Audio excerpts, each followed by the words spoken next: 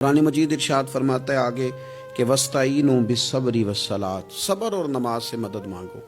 सब्र का लुग़वी माना होता है अपने आप को रोक लेना, मुश्किलात आए, मुसीबतें आए, आजमाइशें आए या नफ्स कोई ख्वाहिशात करे तो अपने आप को रोकना, ये सब्र है। सब्र सारे का सारा अंदर का मामला है। जो अपने आप को रोकने पे कादिर हो गया वो साबिर है, अपने आप को रोक ले।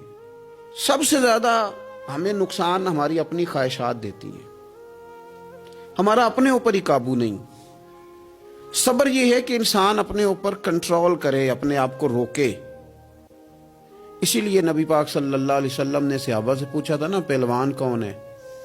तो या रसूलल्लाह जो मैदान में उतरे और अपने दुश्मन को बिछाड़ दे। तो हुजूर ने फरमाया नहीं, जो गुस्से के वक़्त अपने आप को काबू कर ले वो पहलवान है, जो तहम्मुल का मुजाहरा कर जाए वो पहलवान है।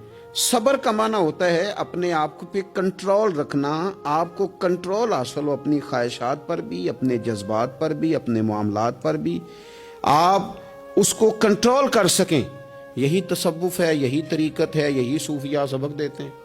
तो फरमाया वस्ताईनु बिस्सब्रि वस्सलात, सब्र और नमाज से मदद चाहो। एक सब्र करो, दूसरा बंदगी करो।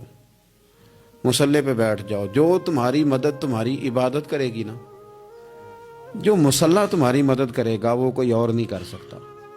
मुसल्ले पे बैठो, नमाज से मदद चाहो। नबी पाक सल्लल्लाहु अलैहि वसल्लम का तरीका क्या है कि अगर आंधी आई है तो हुजूर ने नमाज की नीयत बांध ली, बारिश नहीं होती तो नमाज की नीयत बांध ली, अगर सूरज चांद ग्रहण हो गया तो हुजूर ने नमाज की नीयत बांध ली। हत्ता के काफिर सारी रात सफ़े सीधी कराते रहते थे और रसूल पाक सारी रात मुसल्ला बिछा के नफल अदा फरमाते रहते थे।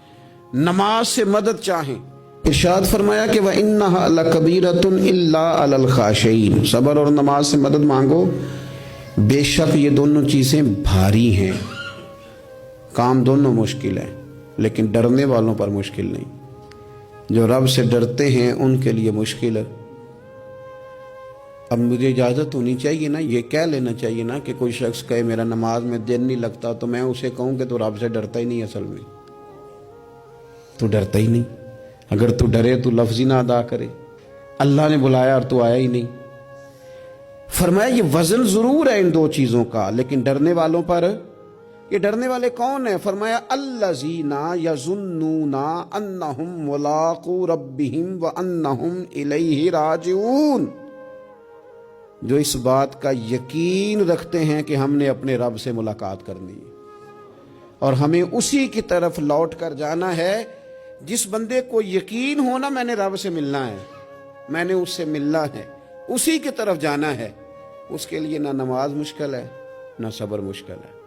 उसके लिए दोनों चीज़ें आसान हो जाती हैं। शर्त यह है कि शौक़ हो तेरे अंदर रब से मुलाकात का, तुझे शौक़ हो। मेरे नबी पाक सल्लल्लाहु अलैहि वसल्लम ने फरमाया, लोगों जो रब से मिलने का शौक़ रखता है ना, अल्लाह भी उससे मिलना पसंद करता है। और जिसके दिल में शौक़ ही नहीं रब से मिलने का, तो जो अल्लाह की मुलाकात पे यकीन रखता है ना, वो फिर नमाज और सब्र का आदी हो जाता है। तो इन तीन चार चीज़ों पर खूब तवज्जो करें, खूब तवज्जो करें। सब्र और नमाज ख़ास चीज़ है। हज़रत गौसे आज़म रदी अल्लाह तआला अन्हु फरमाते हैं, अगर आजमाइशें ना होती तो सारे लोग ही आबद ज़ाहिद होते। ये तो आजमाइश आती है, सब्र करना पड़ता है, तो फिर पता चलता है कि आबिद ज़ाहिद कौन है। आजमाइशें ना होती तो सारे ही आबिद ज़ाहिद होते।